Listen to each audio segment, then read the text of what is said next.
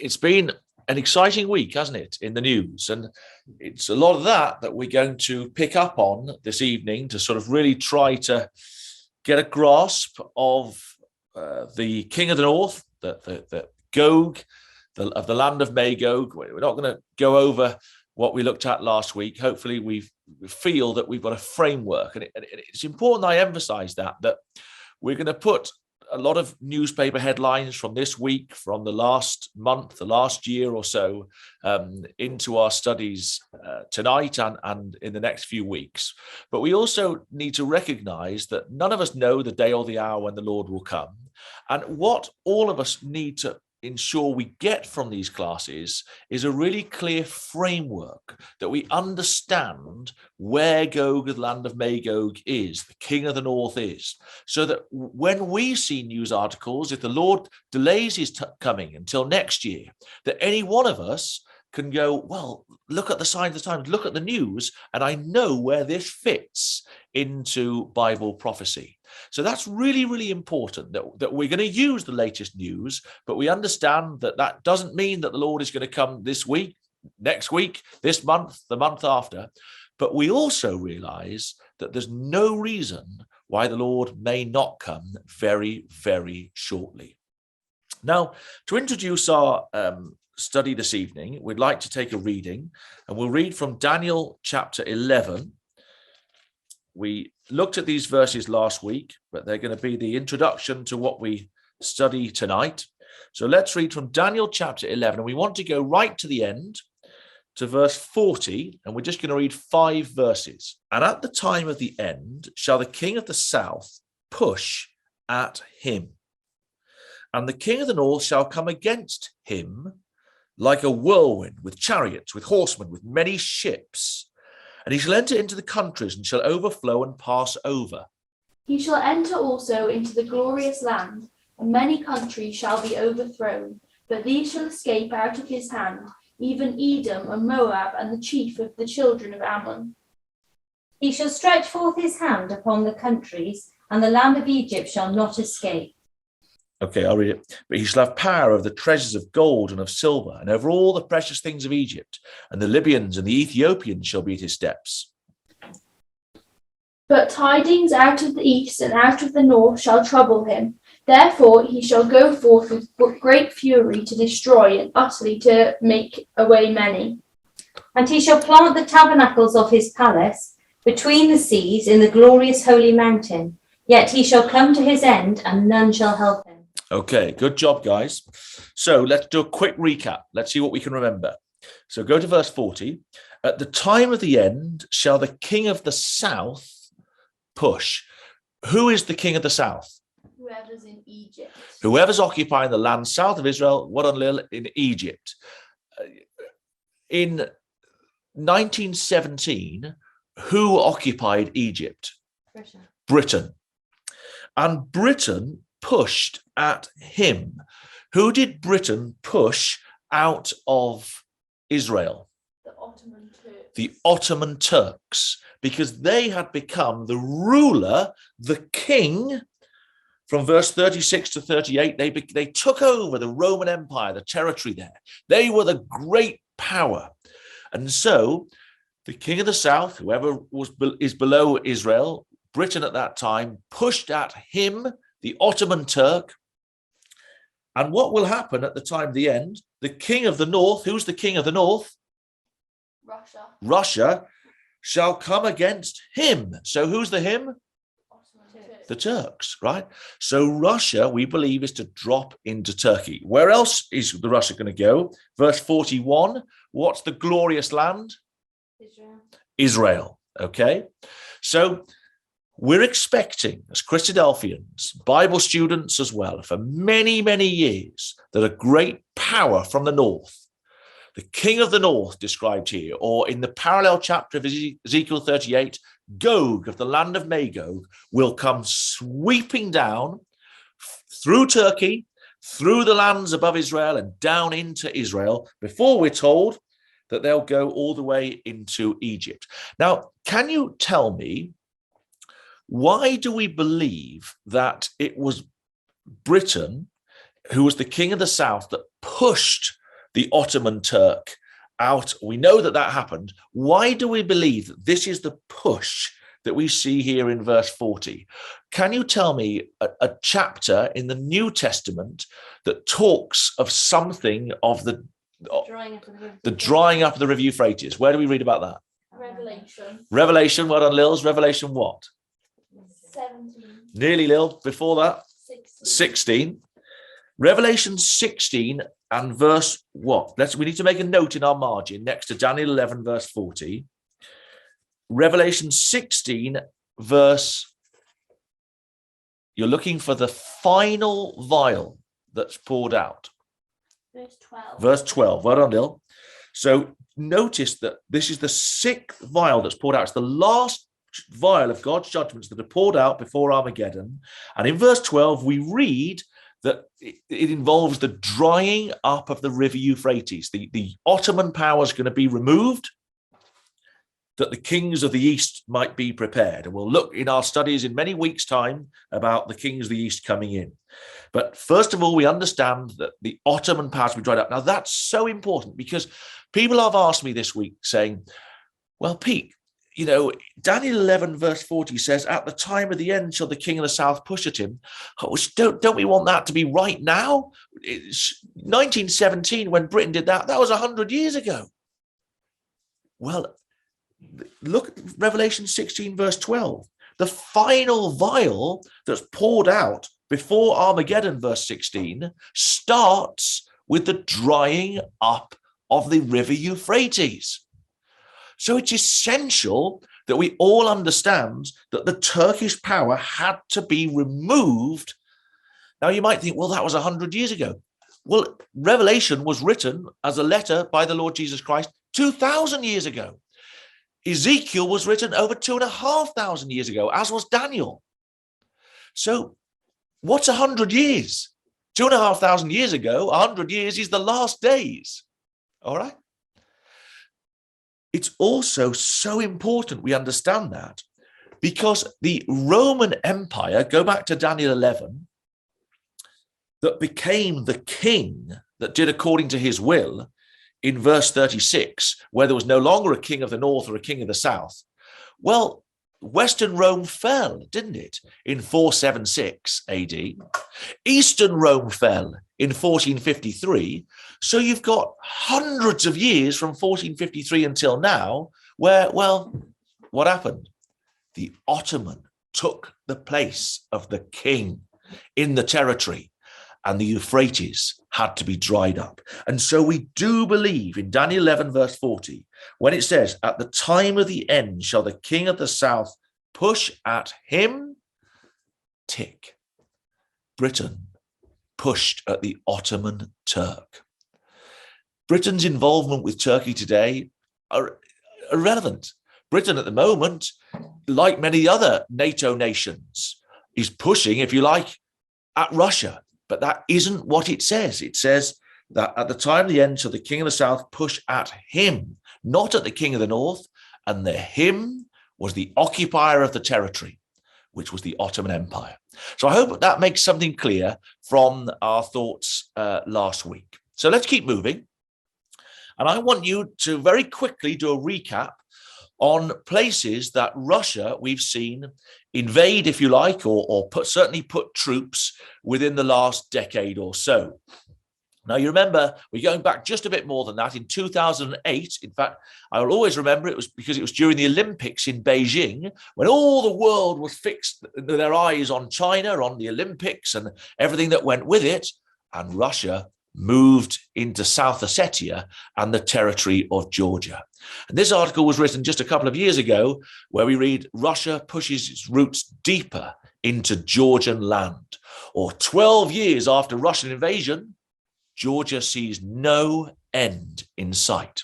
And so we read, but far from being intimidated, Georgia's envoy to the United States says Russia's intervention has only redoubled the country's desire to join NATO and the European Union. And of course, it's that is making Putin so angry.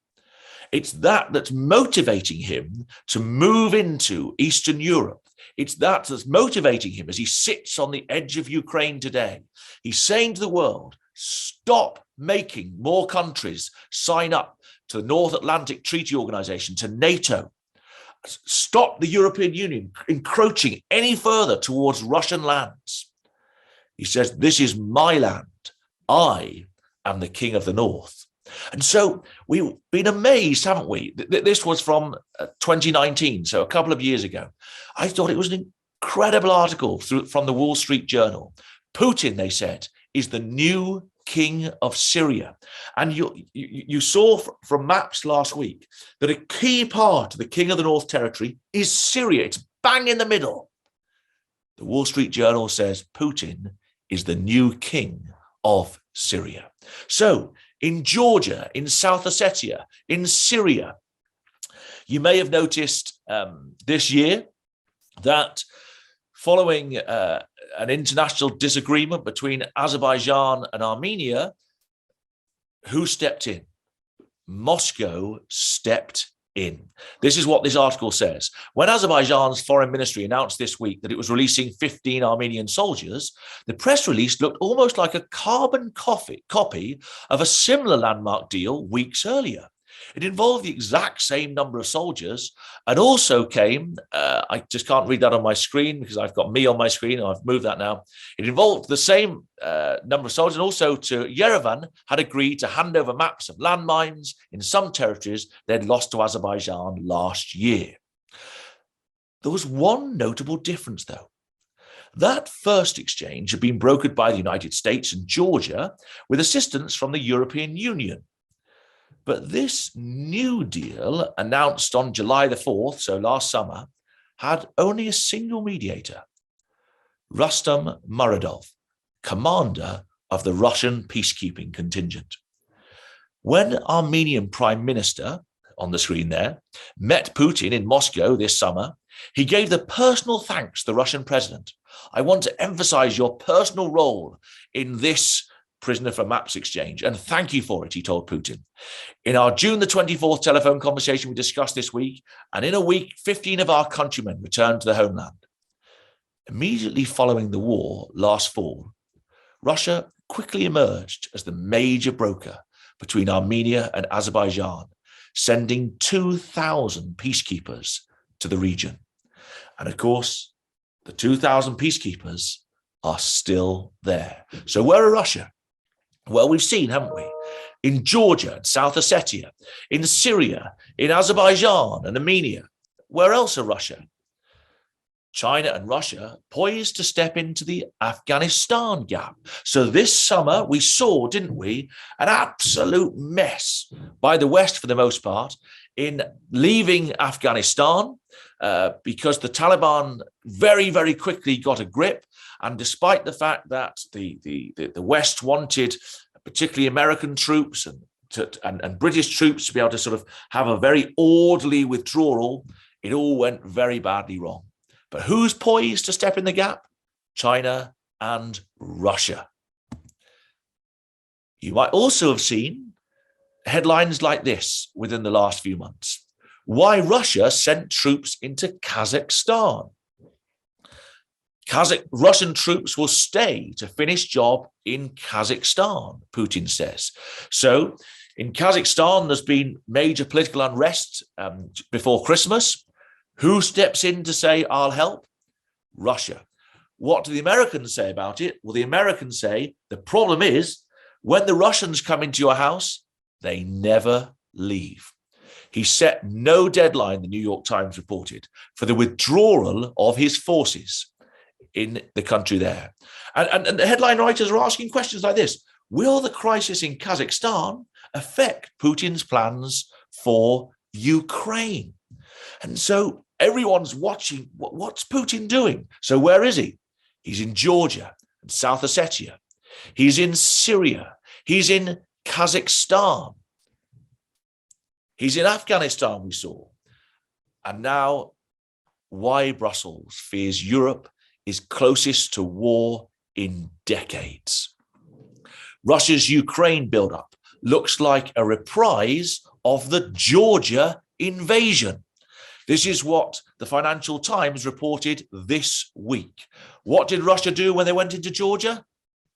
12, 13 years on, they stayed there. They're still there.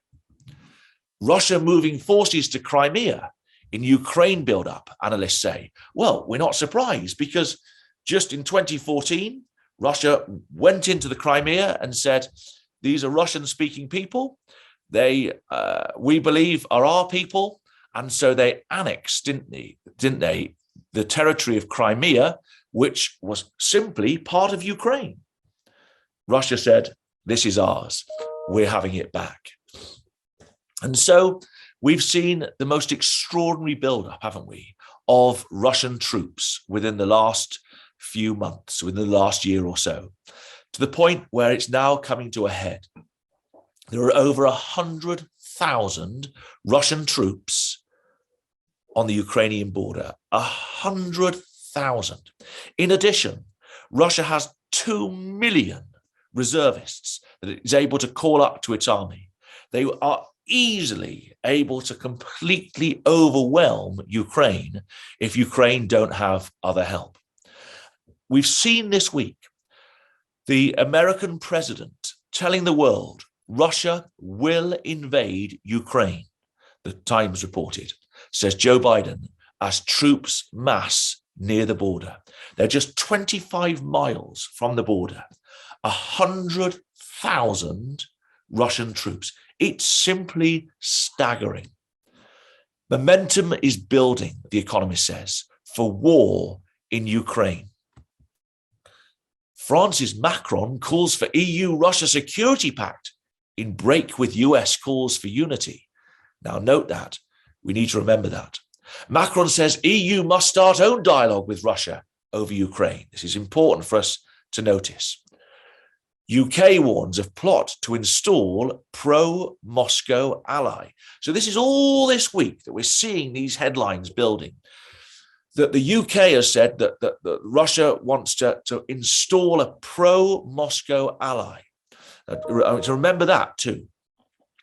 Russia announces sweeping naval drills amid Ukraine tensions, countering the growing Russian naval threat in the Black Sea region. Why would that be important? Is there any particular thing that you noticed in Daniel 11 and verse 40? What's one of the details about the Russians when they come down into the land? They're going to come, Joe, can you tell me, they're going to come Many ships. with many ships. Good boy, excellent. They're going to come with many ships. And so it's interesting, isn't it, that we're seeing headlines like this, countering the growing Russian naval threat in the Black Sea region. There's no doubt whatsoever that a major part of what Russia wants from Ukraine, and I'd suggest all of you do your research, but make some notes and look this week at how Russia wants its navy to completely dominate the Black Sea region. Putin's dream of new globes spanning Russian navy may turn on the Ukraine invasion. All right, so that's Forbes just yesterday. Boris Johnson warns Russian invasion would be disastrous. So we're seeing this is today, the British Prime Minister speaking out, trying to do his utmost to stop Russia moving into Ukraine. This article that I read today, I think, is amazing, and it picks up on much of the detail that we would expect to see as the issues that are actually set out in Bible prophecy that we would have expected in looking at this crisis. So what does it say? A divided Europe confronts Russia with conflicting goals on Ukraine. So let's just read. There are a few pages now that have taken excerpts from this article. So, an increasingly anxious Europe is waking up to the threat posed by Russia's military buildup on the borders of Ukraine.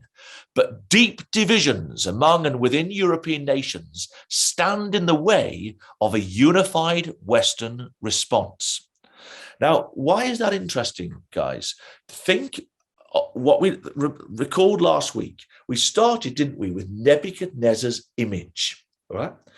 And we talked, didn't we, about the fact that Brother Thomas, writing in 1848, made clear in his writing and his understanding of Bible prophecy, which is ours too in this case, that when Putin, or it wasn't Putin, when the Russian, the king of the north, drops down onto Israel, he said, well, that is the image that Nebuchadnezzar dreamt of standing on the mountains of Israel. But think about that image. At the last days, Jonah, what's the metals in the image? After the legs of iron, what happens next? Clay. Legs, the feet, part of clay and part of iron. Right, that's right. So what you've got is clay and iron that can't mix together. It doesn't work properly. It's not able to properly, be one force. It's not like the iron. It's not like the brass of the Greeks. It's not like the silver of the Medes and the Persians. It's not like the head of gold of Babylon. This is fragmented and not able to. What's happening today? Well, Europe is divided in their ability to deal with Russia.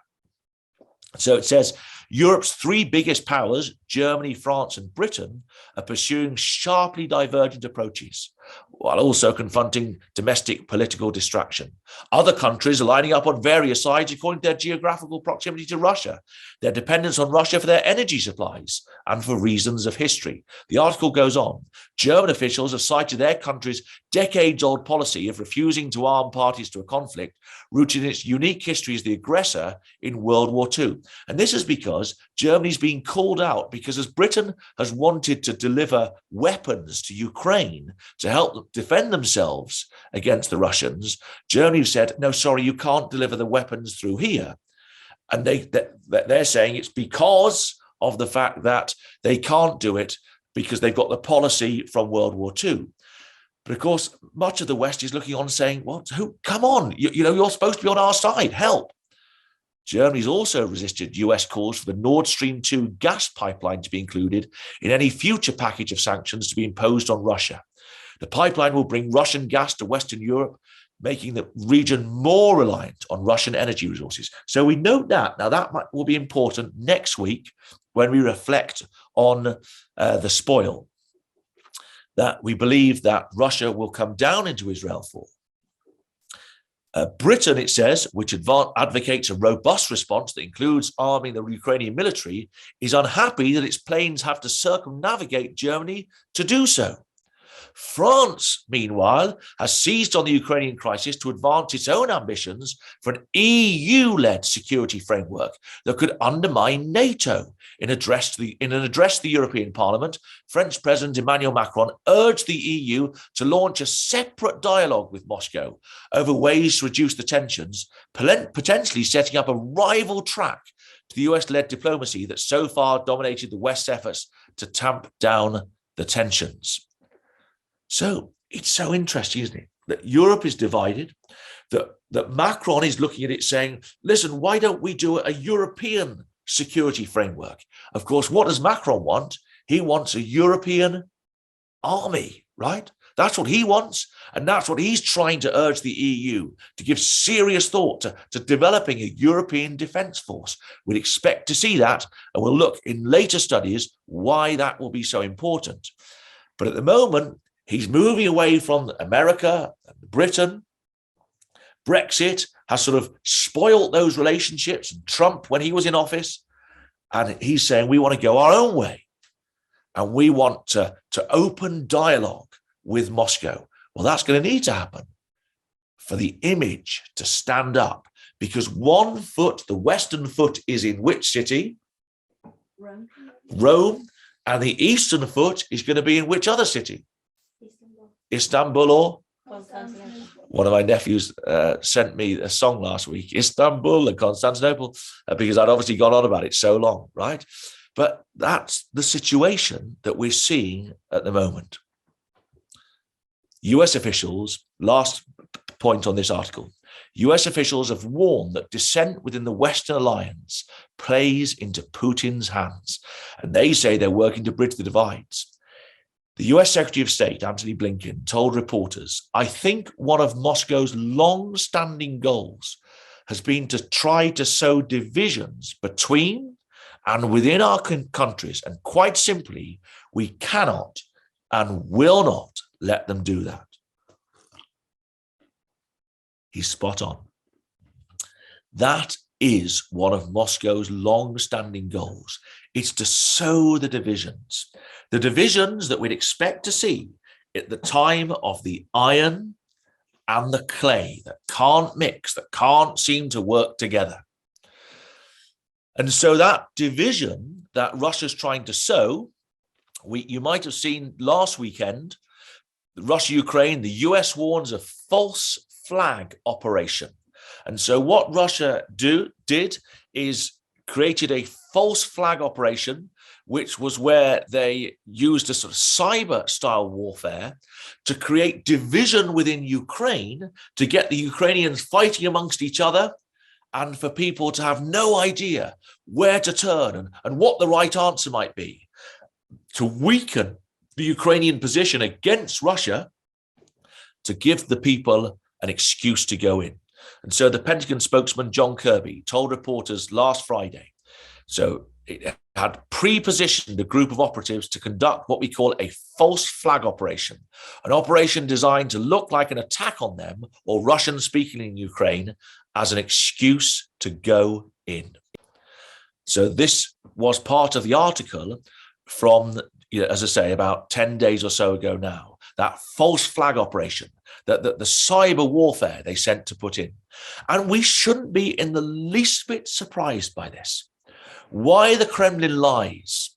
These articles you can find all over the web, all over the world at the moment. The last couple of months, these articles have been rife as the world tries to get what's going on. Putin, when he's asked, is Russia going to go into Ukraine? No, we're not going to go into Ukraine, no. But it doesn't make any difference. He wasn't going to go into Georgia. He wasn't going to go into South Ossetia. He wasn't going to go into all these places. And they go, and when they're ready to go, they just go. And so look at the headline here. Understanding its loose relationship with the truth. Russian leaders have used deception for strategic ends in ways that shed light on their geopolitical goals. Now, we're in Daniel, and last week we were at pains to point out that these four major prophecies in Daniel, Daniel 2, Daniel 7, Daniel 8, and Daniel 11, all are knit together. Daniel 2, remember, the head of gold, Babylon, the chest and arms of silver, the Medes and Persians, the belly of brass, the Greeks, the legs of iron, the Romans, until we come to our day, and the feet, part of iron and part of clay. Daniel 7, you know, don't you, the lion with two wings, the Babylonian Assyrian Empire. After that, you had the bear raised up on its side with three ribs in its mouth, the Medes and the Persians. After that, the leopard with four heads and four wings, the Greek Empire that moved at such pace that then was divided into four. And the four territories, two of which in Daniel 11 are so significant because they talk of the king of the north and the king of the south, the Seleucids and the Ptolemies. Daniel 7 goes on then to describe a great and dreadful beast. Daniel 8, we come to the time of the Medes and Persians, the ram with two horns, and then a he-goat, the Greek Empire with a notable horn, Alexander the Great, comes and destroys it. And in each of the prophecies, think Daniel 11, king of the north, king of the south, king of the north, king of the south. But how does it end? Verse 40. Daniel 11, how does it end? Verse 40, at the time of the end. Daniel 2, how does Daniel 2 end? What happens to the image? Come on, you know, what happens to the image? What happens to the image? It's hit by a stone. What's the stone? The Lord Jesus Christ. Daniel 7, just go there quickly. What happens at the time of the end? Verse 27. The kingdoms destroyed, and the greatness of the kingdoms shall be given to the people of the saints of the Most High. You go right to the time of the end. So when we read Daniel 8, where do we expect to be at the end of the chapter? At the time of the end. And that's why, come to Daniel 8, verse 23. In the latter time of their kingdom, when the transgressors are come to the full, a king of fierce countenance will stand up. Now, we'll pick up that phrase later if we have time. The king of fierce countenance will stand up, understanding dark sentences. His power shall be mighty, but not by his own power. Of course not. The angels are working to make this happen, and shall destroy wonderfully, and shall prosper and practice, and shall destroy the mighty and the holy people. They'll come all the way down into Israel. But what will his policy be, verse 25?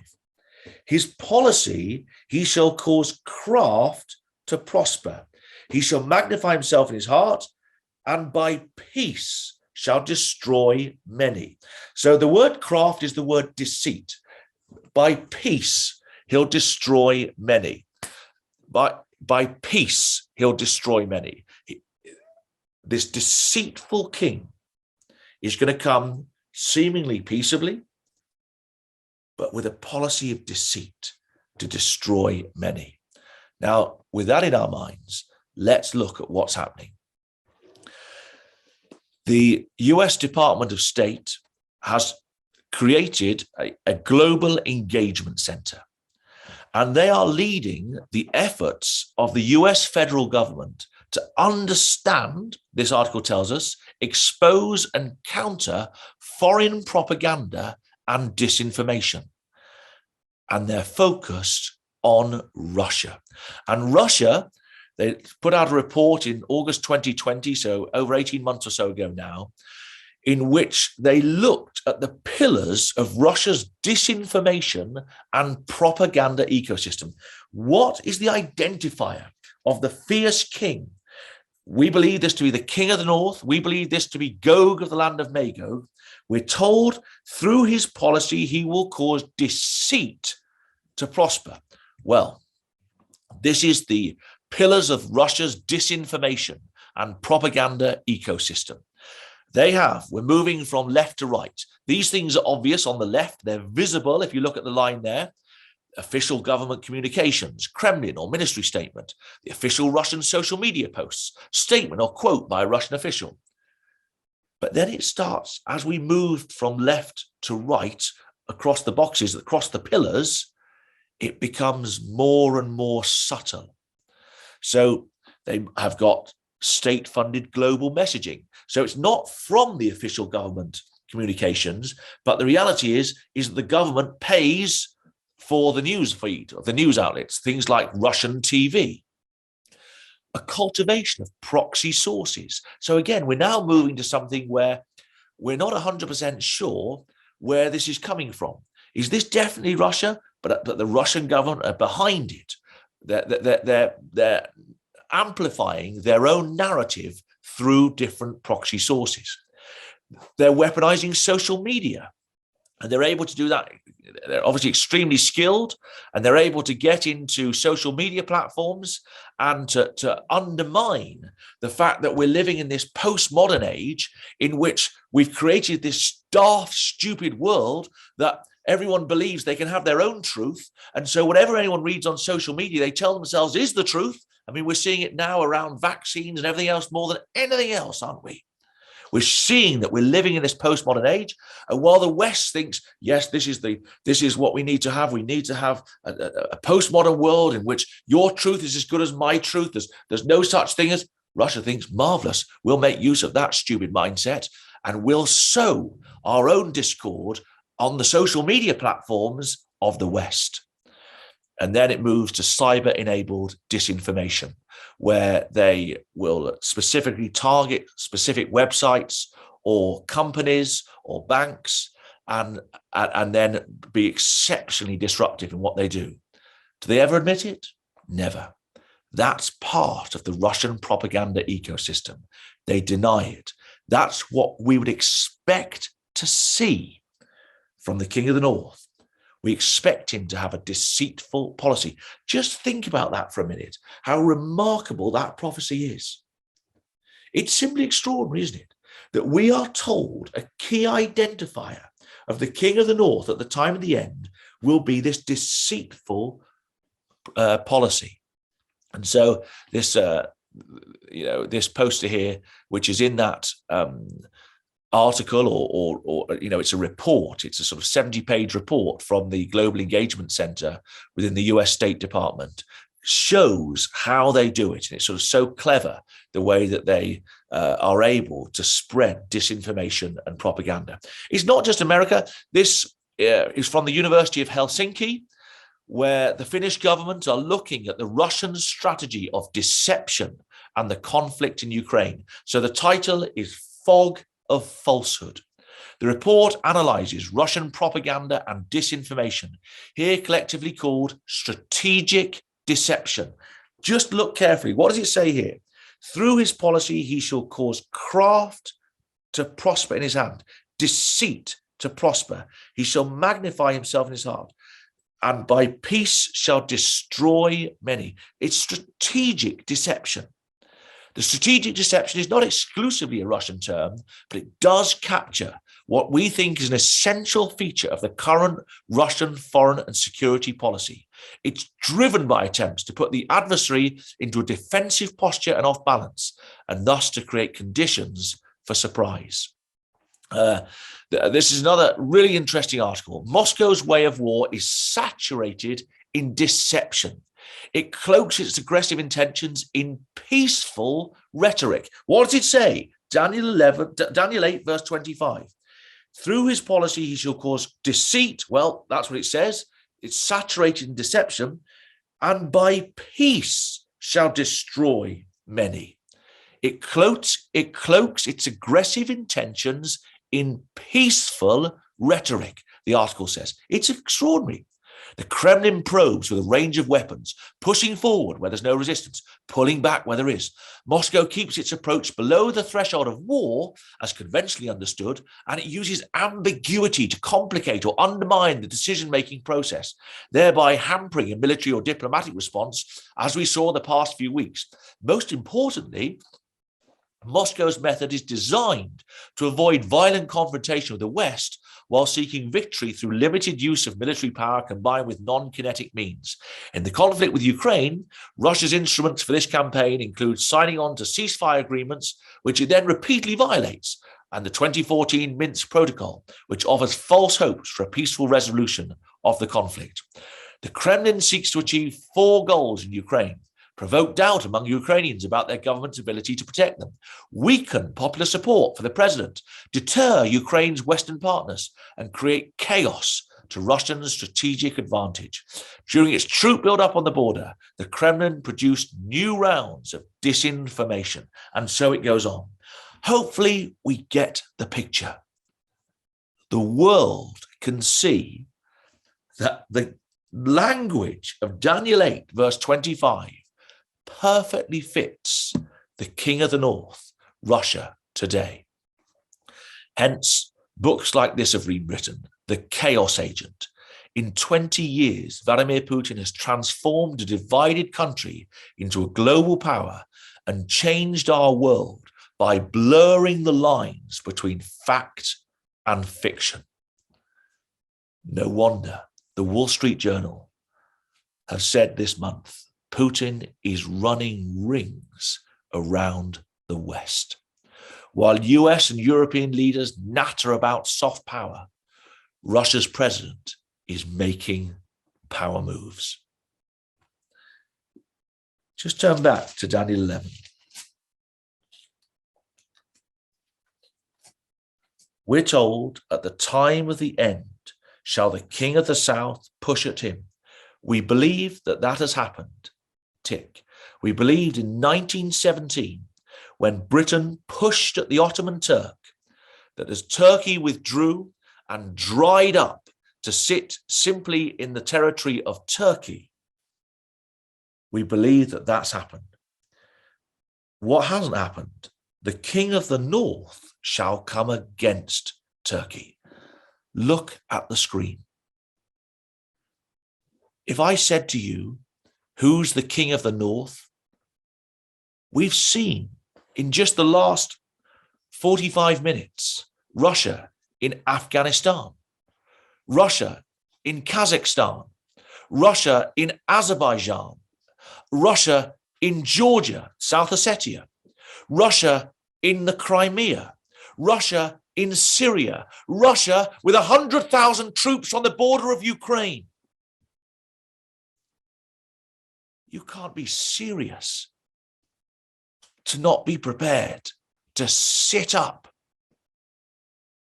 and to start to believe that the angels are working to bring about the control of the king of the north, of the region north of Israel.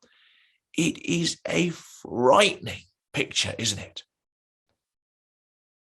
The king of the north is set and ready.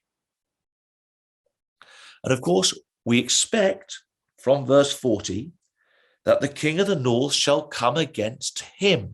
And so we put on the screen there that circle, and that circle, which is capturing the south of the Black Sea, which is where the Russian Navy is building up its troops, where the Russian Navy wants absolute control of the Black Sea region. We know that because Daniel 11 verse 40 tells us that the king will come with many ships. But that yellow circle is highlighting which country. You can't see the name. You can see that it's Turkey. Which city do you think we want to see highlighted? Come on, you can tell me again. Istanbul. So just on the Bosphorus Straits there we've got Istanbul. And we expect Russia to not simply go into Ukraine, but to drop down into Turkey. We know that Russia, look over to the east, is confederate with Iran. She's already confederate with Iran. That while the West has totally broken down relations with Iran, Russia is great pals with Iran. We expect that, don't we? Just remind yourself, go back to Ezekiel 38. Keep a marker here, but go back to Ezekiel 38. That Gog, of the land of Magog, this is the king of the north, this is Russia, will be confederate with who? Verse 5? Persia. That is Iran, Ethiopia, and Libya. And if we've got time, we'll sort of touch base on that briefly at the end of our class. If not, we'll look at it next week. So we expect Russia to drop into Turkey. Well, what are the headline writers saying at the moment? Ukraine turns to Turkey as Russia threatens full-scale war. But headline writers are cottoning on. What Turkey has to fear if Russia invades Ukraine? This is from a little while back, actually. This is not just recently. This was March 2020. NATO is in denial about the risk of war between Turkey and Russia.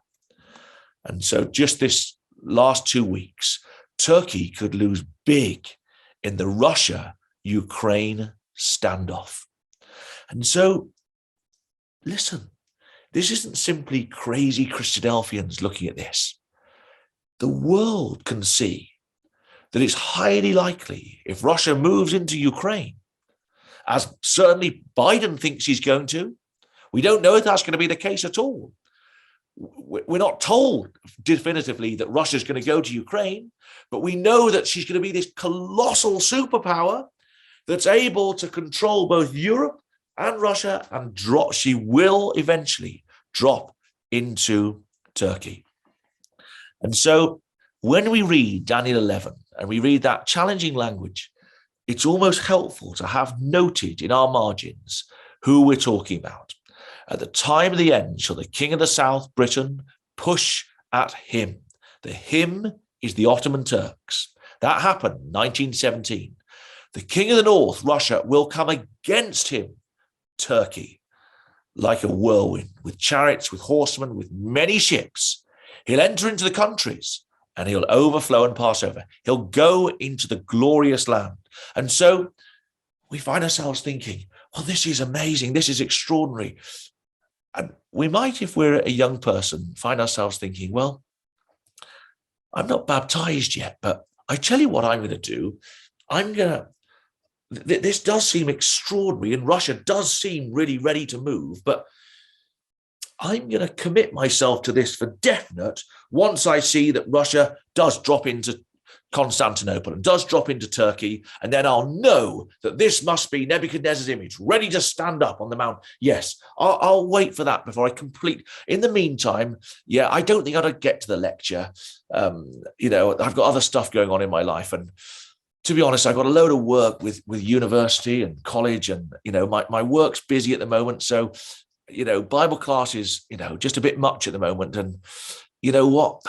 To be honest with you, CYC, I haven't got that many of my mates there. I get on better with my mates at school. Listen to what Brother Thomas wrote in Eureka 140 years or so ago. He says the sixth vial, so that is what we read in Revelation 16, verse 12, where we saw the drying up of the river Euphrates. The sixth vial is in part, he says, to remove Gentile power. So what was the Gentile power that had to be removed? Who had to be pushed out of Israel? The Ottoman Turk. He says it had to be moved to a convenient distance to diminish, not to increase it, in the region of Sinai and Timon. So the Ottoman Turk was sitting in Sinai and the territory south of Israel and Israel itself. And of course, Britain pushed them out. Now, bear in mind that Britain pushed them out in 1917. Brother Thomas is writing this in Eureka in the 1870s. So just think about what he's writing this simply through the lens of Scripture. Not inspired in any way. He was just a brilliant Bible student. So he says that the Gentile power, the Ottoman Turk, that's going to be pushed out of Sinai and Timon, he says that was to substitute the Russian in Constantinople for the Turk, and to give the Tsar dominion over the Ottoman Empire before Christ comes would render nugatory the drying up process. So what he's saying is that when the Ottoman Turk was pushed out of the Sinai region and out of Israel, it wasn't pushed out of the Sinai region particularly for the Russian to come in. He says it wasn't to substitute the Russian in Constantinople for the Turk. It wasn't so the Tsar can jump down into Sinai before Christ comes. So this is what he says. He says, my present conviction, therefore, is that the gathering together of the national armies against Jerusalem, so when Gog comes to Jerusalem, which is in Daniel 11 and verse 45, he'll plant the tabernacle of his palace between the seas, or in Ezekiel 38, when we read that the king of the north will come sweeping down onto the mountains of Israel.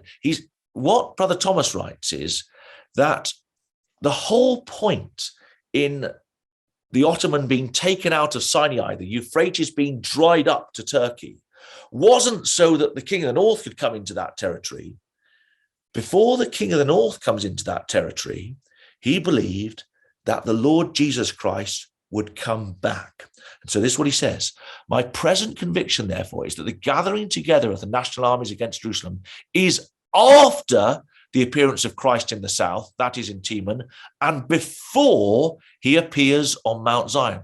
So he writes, hence, we have not to wait the advance of the Russian Gog against Constantinople and his overflowing and passing over and stretching forth his power over Egypt and the Holy Land. This will certainly come to pass, but it will be consequent upon, not antecedent to, the appearing of Christ in Timon. And so here's Brother Thomas's point. The Ottomans been moved out. We expect the king of the north to come down into Constantinople. But Brother Thomas believed that before the king of the north would take Constantinople, would come into Turkey, and then come sweeping down through Syria, Lebanon, Israel, and into Egypt, before Russia would drop into Constantinople, the Lord Jesus Christ would come to Sinai, and the resurrection and judgment would take place in Sinai. Now, when we see what's happening in the world today, when we see the headline writers asking, what's going to happen with Turkey if Russia goes into Ukraine? Surely we read things like this that our brethren believed 140 years or so ago.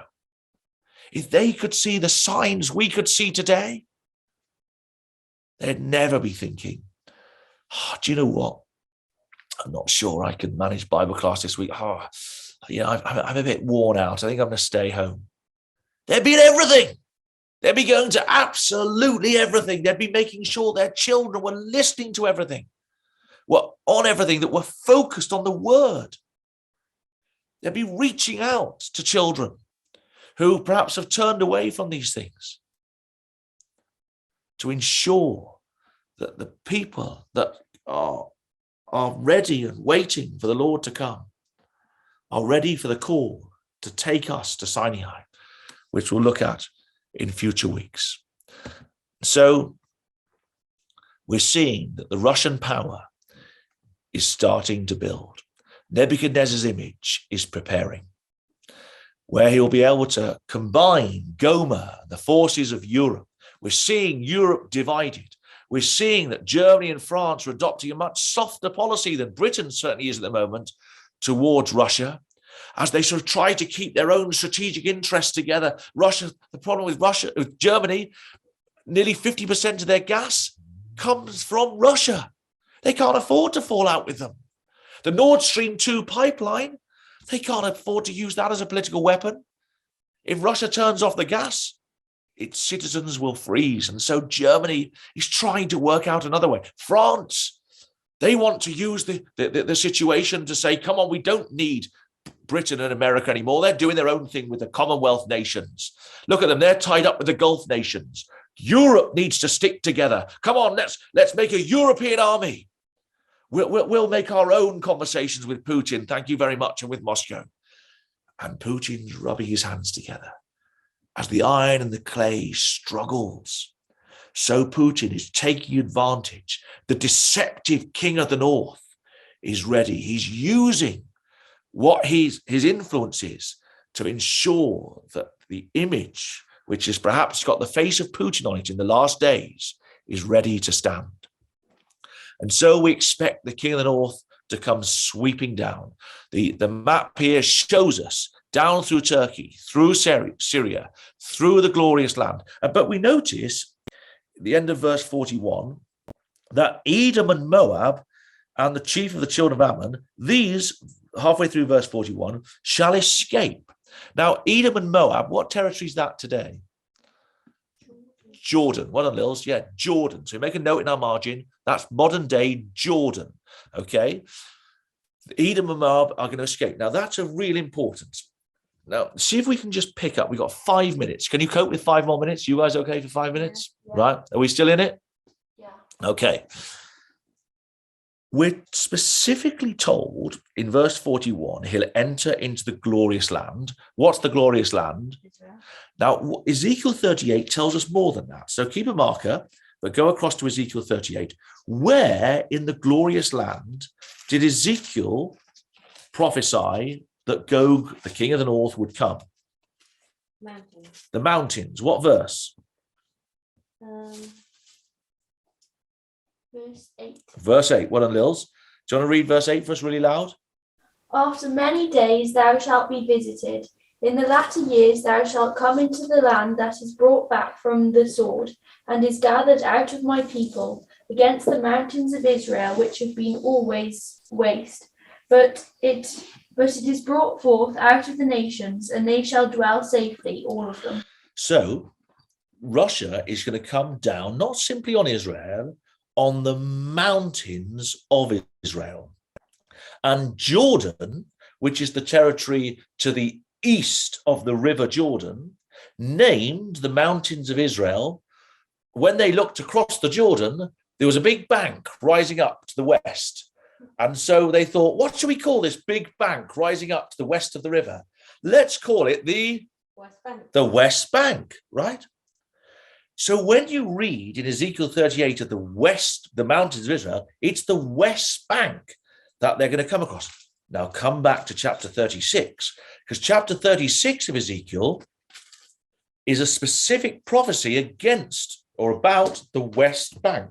So Ezekiel 36 verse 1, Son of man, prophesy to the mountains of Israel. The mountains of Israel is the West Bank. What do we read? Verse 8. But you, O mountains of Israel, you, O West Bank. you will shoot forth your branches and yield your fruit to my people of Israel, for they're at hand to come. So the people of Israel would come onto the mountains. Behold, I'm for you. I'll turn unto you. You'll be tilled and sowed. I will multiply men on you. Now, this is amazing. In 1948, Israel, after the events of the Second World War, when 6 million Jews were killed by the Nazis, the world woke up and said, well, the Zionist Jews, they've been banging on now for 50 years saying they need a homeland. In 1917, when we saw that Britain pushed the Ottoman Turk out of Israel, they had a mandate to look after Israel. And you remember that there was a Balfour Declaration that Balfour wrote to one of the prominent Zionist Jews to say, we, Britain, feel that you can make Palestine your homeland and that we support you returning. The rest of the world were like, no, that they can't go there. No, that's not the right spot for them. It took the events of the Second World War for the United Nations to be developed. And in 1947, they drew up our partition plan. And the partition plan gave the Palestinians who were living in Israel at that time a significant portion of the land, and the Jewish people also a part of the land. And so the Jews came flooding back. But there was a key part of the land that they didn't own. They didn't own the West Bank.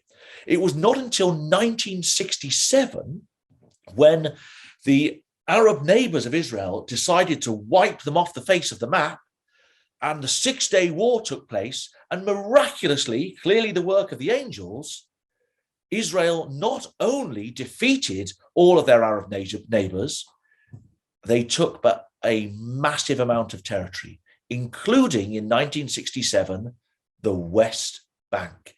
And what happened?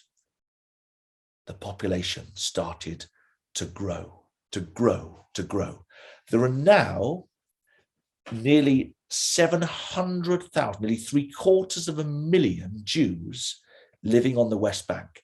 That's only been just in the last 50 years or so. Why is it amazing? What do you read? Verse 11. I will multiply on you man and beast, and they will increase and bring fruit, and I will settle you. What do they call the buildings on the West Bank? The settlements. So why is this so significant? Because the king of the north is going to come onto the West Bank. They're going to come onto the mountains of Israel. Ezekiel 36, verse 10 and 11. What do you keep seeing at the moment? This is October this year. Israel advances plans for 3,000 new homes in the West Bank settlements. What does it say in Ezekiel 36? I will multiply men on you. You're going to be settled on the West Bank. Israel advances plan for new settlement homes in first for Bennett era. So since Netanyahu lost power in the autumn, Naftali Bennett, a new Israeli prime minister, has come in, and he's sort of trying to, isn't he, work out how to have power in a very fragmented Israeli parliament. And yet the policy of building keeps on. That's exactly what we would expect from Ezekiel 36. But who's disappointed by Israel's plans to build new settlement units in the West Bank? The foreign ministry of Russia. Abbas says to Putin, the West Bank is poised for an explosion. Please, will you help us?